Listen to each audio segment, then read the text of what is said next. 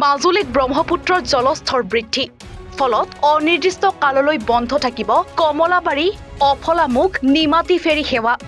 ব্ৰহ্মপুত্ৰৰ জলস্তৰ বৃদ্ধি পোৱাৰ পাছতে পানীত বুৰ গৈছে পাৰঘাটসমূহৰ ৰেম্প ফলত ফেৰীসমূহ ৰাখিবলৈ অসুবিধাৰ সন্মুখীন হৈছে একেদৰে প্ৰবল খুদ আৰু ঘন কুঁৱলীৰ বাবেও ফেৰী চলাচল কৰাত অসুবিধাৰ সৃষ্টি হৈছে এনে কাৰণতে আইফোনটইন জল পৰিবহণ বিভাগে মাজুলী যোৰহাট সকলো ফেৰী চলাচলত বন্ধ কৰি দিছে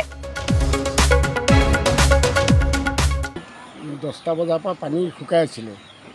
প্ৰায় 12টা বজাৰ পৰা জোৰকৈ পানী বাঢ়ি গুচি গ'ল জোৰকৈ বহাৰ পিছত আমাৰ দোকানত তল যাব আমি বুজি পোৱা নাছিলোঁ বুজিছে নাই তাৰপিছৰ পৰা লাহে লাহে পানীটো বাঢ়ি বাঢ়ি আমি দোকান তেনেকৈ বস্তু ভৰাই থৈ দিলোঁ তাৰপিছত 12টাৰ পিছৰ পৰা পানী জোৰকৈ বাঢ়ি গ'ল বহাৰ পিছত তেতিয়া নাও দিনি চলিব নোৱাৰে কুঁৱলী মাৰিছে আৰু পানী কাৰেণ্টটো বেছি হৈছে